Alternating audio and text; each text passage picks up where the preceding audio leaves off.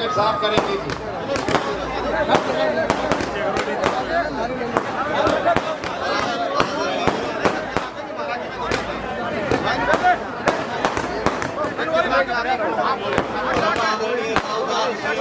हमारे हो चुके हैं, वो संयम बनाकर अपने नेता के लिए पलक पावड़ा बिछाकर अपने नेता के लिए 5 बजे से यहाँ 4 घंटों से बैठे हुए हैं और बेसब्री से अपने नेताजी का इंतजार कर रहे हैं। और सभी मेरे साथियों से विनती है कि वो अपना स्थान ले और बड़े संयम से राव दान सिंह जी के विचार सुने।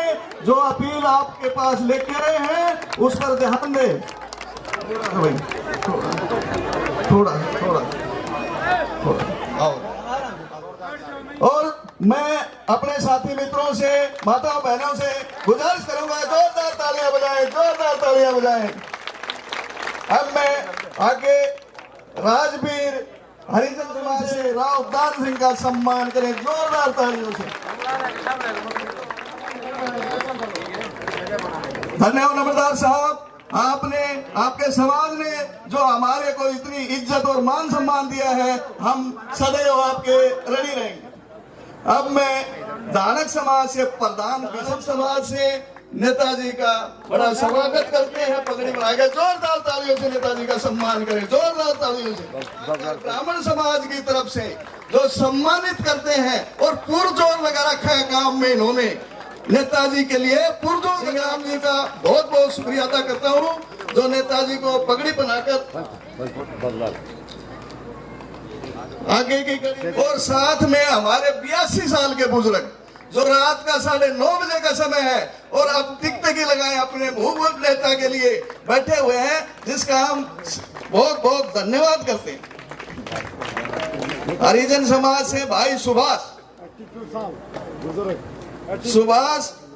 बहुत बहुत धन्यवाद जो नेताजी को आपने मान सम्मान दिया है, इसके लिए जोरदार तालियां बजाएं। अब सुखदेव सिंह जो पुराना दोस्त है राव दान सिंह का, जो सुखदेव सिंह पुराना दोस्त है जो पगड़ी नहीं है लोई बनाकर लोई भेंट कर रहे हैं। बहुत बहुत धन्यवाद बोरा जी, बहुत बहुत धन्यवाद। सुखदेव सिंह बोरा जी, हाँ सुखदेव सिंह बोरा जी सरपंच साहब है। अब मैं गोपीराम भाई साहब को आमंत्रित करूंगा। पहले लीलाराम जी आ जाओ आप।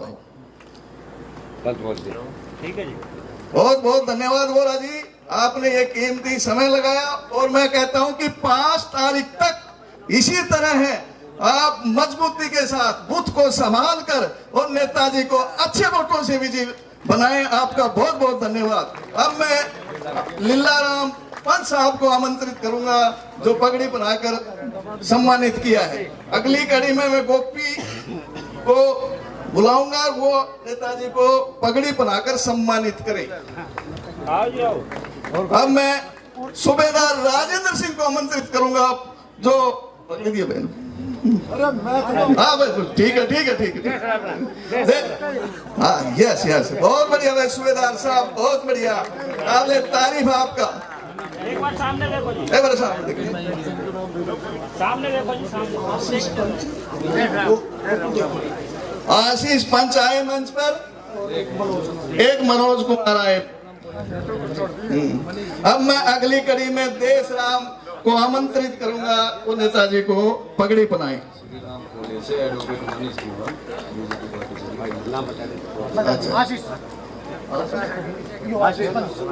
आशीष पंच आए जो मूवमेंट नेताजी को पेश कर रहे हैं। बहुत बहुत बहुत बहुत धन्यवाद।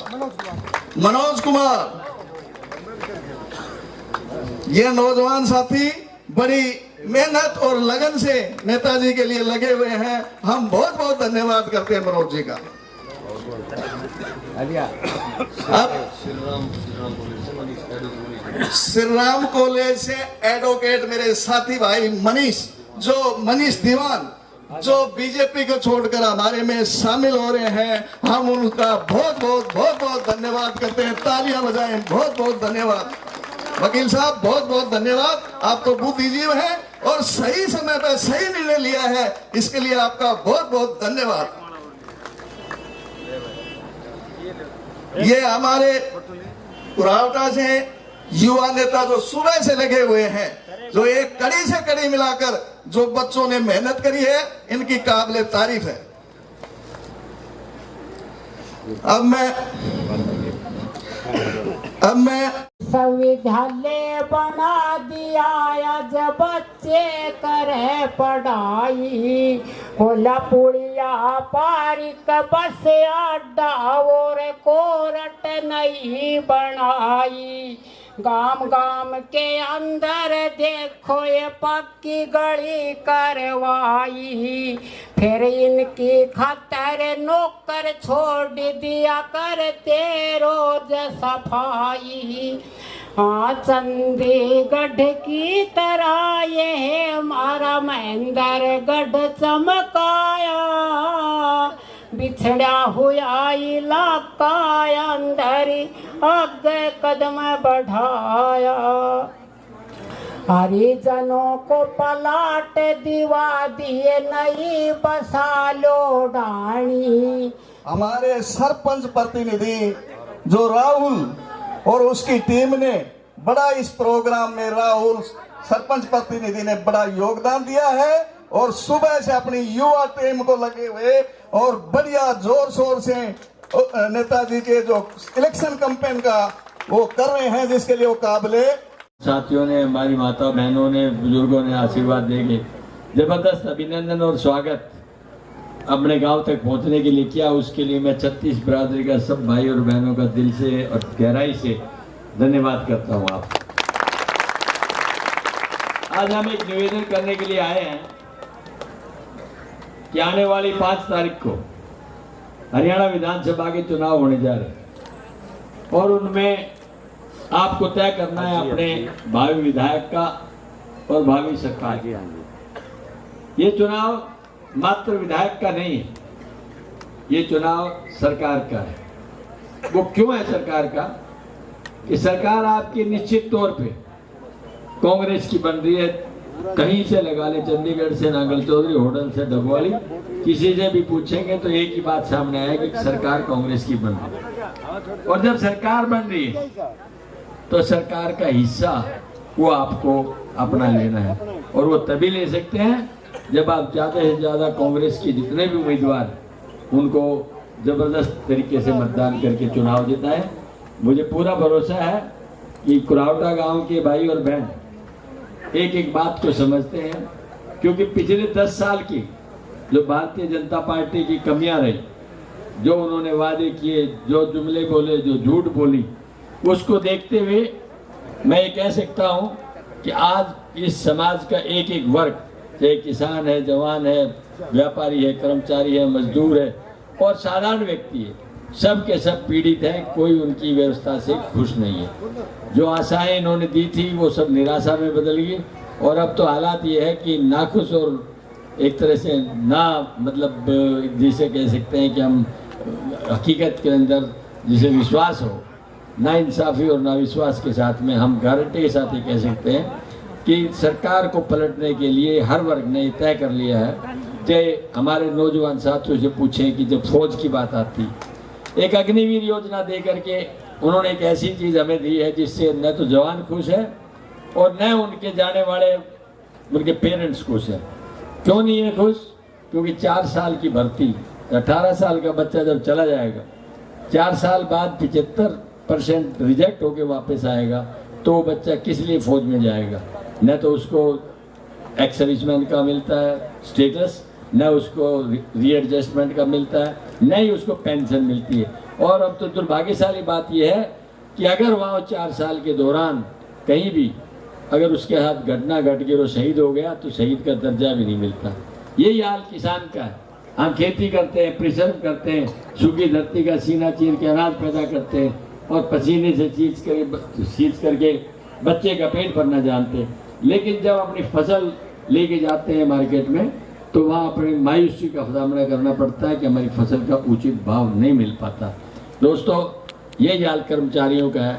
जिन लोगों ने एजिटेशन किया कर्मचारियों ने यहाँ, जिनकी मांगें पूरी नहीं हुई, जिनके साथ नाइंसाफी हो रही थी, चाहे वो ड्राइंग टीचर थे, चाहे कंप्यूटर टीचर थे, चाहे गेस्ट टीचर थे, चाहे वो उसके बाद में सरपंच थे और उसके बाद ओपीएस, जो जो गए उनके साथ लाठियां बांधने का काम किया। उन्होंने काम सॉल्यूशन देने की बजाय उसे उलझाने की बात करी। इसलिए आज पूरे प्रदेश में एक आक्रोश है, एक मायूसी है, और उस मायूसी के हालात के अंदर सब ने फैसला किया है कि निश्चित तौर पे अब की बार जब भी मतदान होगा, वोट की चोट से हम भारतीय जनता पार्टी को परास्त करेंगे। और वो रिजल्ट आपके तकरीबन सामने नजर आने लगा है कि आपकी सरकार आ रही है और भाजपा की सरकार जा रही है। ये क्या हो चुकी है बात। अब मैं तो इतना ही कहना चाहूँगा कि जिन लोगों ने आज कितने वादे किए, 2 करोड़ रोजगार देंगे, 15 लाख खाते में देंगे, किसान की आमदनी डबल कर देंगे, क्या यही किसान की आमदनी डबल है कि खाद का कट्टा 50 से 45 कर दिया और कीमत बढ़ा दी? डीजल 45 से 50 था, उसको 95 और 100 कर दिया। और अब आज की बात देखें आप, तो कौन सी महंगाई की चीज ऐसी है जिस पर इफेक्ट नहीं डाला इन्होंने? तो मैं तो ये कहूँगा कि आज सब आदमियों ने फैसला कर लिया है कि हम सत्ता परिवर्तन करके रहेंगे और आने वाली 5 तारीख को एक ऐसा परिणाम देंगे जिससे पूरे हरियाणा के अंदर एक मुश्त जबरदस्त बहुमत के साथ कांग्रेस की सरकार बनेगी। उसमें मेरे भाई और बहनों का विशेष योगदान है। अब इस सरकार को जब बदल रहे हैं तो हम ये कह सकते हैं कि हमारे मैनिफेस्टो में जो हमने उनको गारंटी दी है, मैं उन गारंटीज के बारे में आपसे बात करना चाहूँगा। 7 गारंटी हमने दी है और 20 गारंटी दी है भारतीय जनता पार्टी ने। अब 7 गारंटी क्या है वो मैं आपको बताना चाहूँगा कि सबसे पहले बुढ़ापा पेंशन। जब 2019 का चुनाव था तो भारतीय जनता पार्टी ने घोषणा की थी कि हम सत्ता में आए तो आते ही आपको 3100 रुपये पेंशन देंगे। सत्ता में आ गए, लेकिन आज तक 3000 अब हुए हैं पूरे 5 साल बाद, 3100 अब भी नहीं हुई। कांग्रेस ये कहती है कि हमें 3151 से कोई संबंध नहीं, हम तो सिर्फ आपकी बात के ऊपर, बुजुर्गों के मान सम्मान के ऊपर 6000 रुपये एक बुजुर्ग को देंगे, दोनों को 12000 रुपये। रही बात इन माँ और बहनों की, जब ये चूल्हे जलाने के लिए बैठती तो सबसे पहले उन्हें सिलेंडर का भाव याद आता है।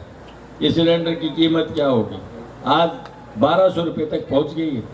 जब 400 रुपये का सिलेंडर आता था कांग्रेस के टाइम पे, तो यही भाजपा के लोग कपड़े उतार के प्रदर्शन करते थे, हाय महंगाई हाय महंगाई। और आज जब 1200 रुपये हो गया तो बोलते नहीं। तो कांग्रेस ने फैसला किया कि 500 रुपये के अंदर आपको सिलेंडर देंगे। फिर महंगाई को देखते हुए थोड़ी सी राहत आपको देने के लिए 3 आपकी इसकी बिजली की 300 यूनिट आपको फ्री देंगे, उसमें कोई आपको बिल नहीं देना पड़ेगा, ये सबका फ्री रहेगा। और भाई जो बीपीएल परिवार है उनके परिवार बढ़ गए, लेकिन प्लॉट कुछ हमने दिए थे, उसके बाद इन्होंने 1 इंच भी जमीन नहीं दी। एक परिवार के नीचे, एक छत के नीचे माँ बाप भाई बहन बेटा समाज के और भी कोई गेस्ट आते हैं तो निर्वहन नहीं कर सकते। कांग्रेस ने फैसला किया है कि भाई हमारी सरकार आप देंगे तो आते ही हम 100 गज के प्लॉट तो देंगे, साथ में 2 कमरे, 1 रसोई, 1 बाथरूम भी बना करके देंगे। इसके बाद एक स्कीम ऐसी है जो हर व्यक्ति को स्वस्थ रखने के अंदर हेल्प करने के लिए दी गई है। पहला सुख निरोगी का ये कहा जाता है, क्योंकि शरीर में अगर पीड़ा दे दी तो चाहे कितने ही पैसे वाला क्यों नहीं हो, रईस क्यों नहीं हो, वो भगवान से प्रार्थना करती है, भगवान मेरी इस पीड़ा को ले ले, मुझे पैसे की जरूरत नहीं है। लेकिन हारी बीमारी किसी से पूछ कर नहीं आती, भगवान ने करे हमें जरूरत पड़े। जब बीमारी इस तरह की हो जाती है, हॉस्पिटल में जाके डॉक्टर के पास जाते हैं, डॉक्टर बोलता है कि इसके लिए तो आपको ऑपरेशन करना पड़ेगा, ये भी 15 से 20 लाख 25 लाख खर्च हो। वो मायूस आदमी जो गरीब है उसके पास पैसा नहीं, वो मायूसी में वापस आ जाता है और भगवान से प्रार्थना करता है कि हे भगवान, काश मेरे पास भी पैसा होता तो मैं अपना इलाज करा पाता। आज मैं आर्थिक तंगी की वजह से, अपनी बदहाली से एक इलाज नहीं करा पा रहा और मैं वक्त से पहले आपको अलविदा कह के जा रहा हूँ। उन हालातों के अंदर कांग्रेस ने फैसला किया कि भाई कोई भी भाई अगर इस तरह की बीमारी से पीड़ित है तो हम उसको 25 लाख रुपए तक का इलाज करने के लिए और किसी हॉस्पिटल में एक हॉस्पिटल में नहीं, वो भी किसी हॉस्पिटल में। पहले ये होता था कि पैनल पे होते थे हॉस्पिटल, ये 3 हॉस्पिटल पैनल पे, ये पहले इसको काट देंगे और ये काटने की ये कुछ बातें हैं जो हम गारंटी दे रहे हैं। अब एक पत्रकार भाई ने मेरे से पूछा, जी राव साहब आप तो 7 गारंटी दे रहे हैं, भाजपा 20 गारंटी दे रही है।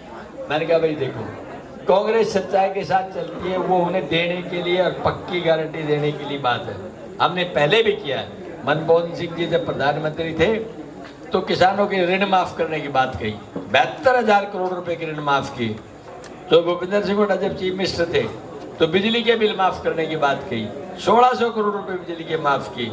हमारी विश्वसनीयता ये है कि हम जो कहेंगे वो करेंगे, और भाजपा तो झूठ बोलती है कि उन्होंने जो वादे किए 2 करोड़ रोजगार देंगे, 15 लाख खाते में डलाएंगे, किसान की आमदनी डबल करेंगे, कुछ नहीं किया। तो वो चाहे 20 दे या 200 दे, उससे कोई फर्क नहीं पड़ता। इसलिए कांग्रेस की विश्वास है, भाजपा का विश्वास नहीं है। और मैं इसलिए कहता हूँ ये बीजेपी यानी बीजेपी बहुत झूठी पार्टी, इनके झूठ के अलावा कोई काम नहीं किया, इनसे कोई अर्थ नहीं। फैसला अब आपको करना है, आपके पास